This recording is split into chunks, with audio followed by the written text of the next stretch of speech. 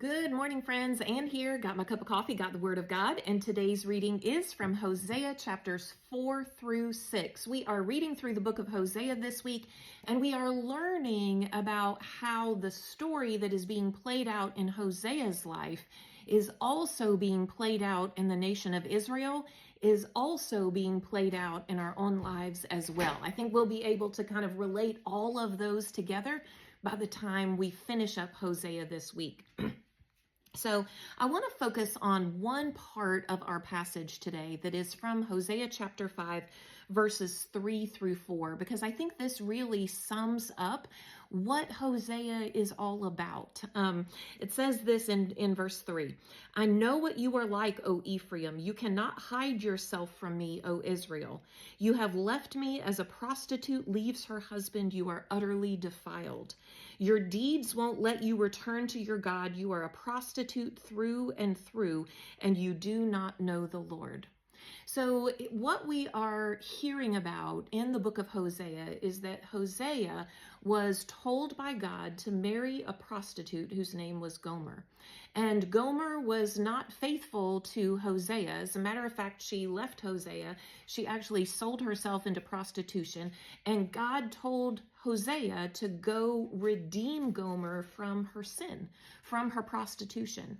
And he was showing Hosea and the whole nation of Israel that this is exactly what Israel has done in their relationship with God, that they have prostituted themselves, that they have taken prostitutes.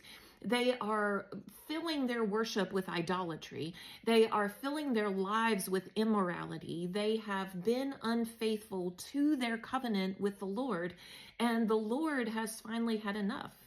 He's tried so many things to get them back to him, and it has not worked.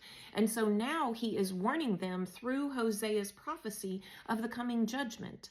And notice here what he says, "I know what you are like. You cannot hide yourself from me, O Israel."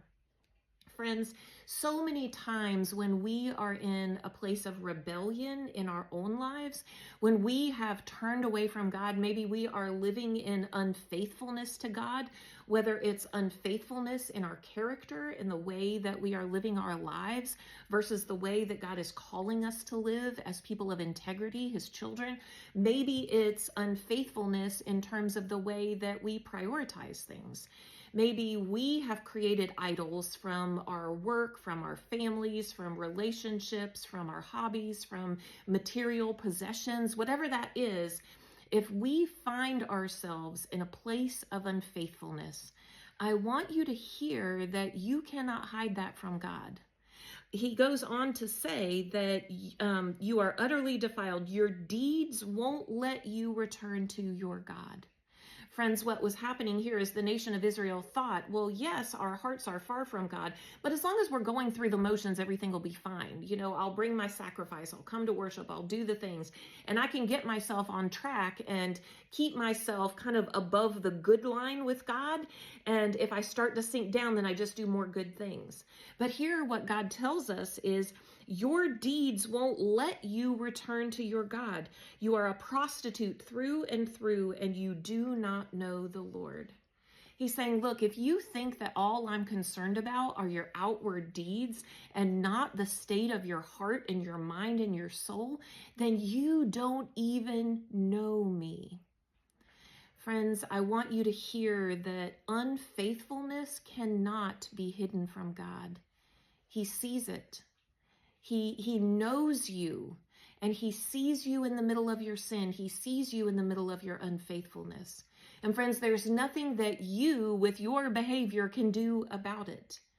It is the moment where we cry out to God for redemption and restoration. And friends, that's exactly what Hosea is hoping that the nation of Israel will do. And I think it's a message to you and I that we too cannot make it right on our own, that we too must cry out in our unfaithfulness for restoration and redemption from God himself. Just remember, friends, that unfaithfulness can't be hidden from God. Have a good day.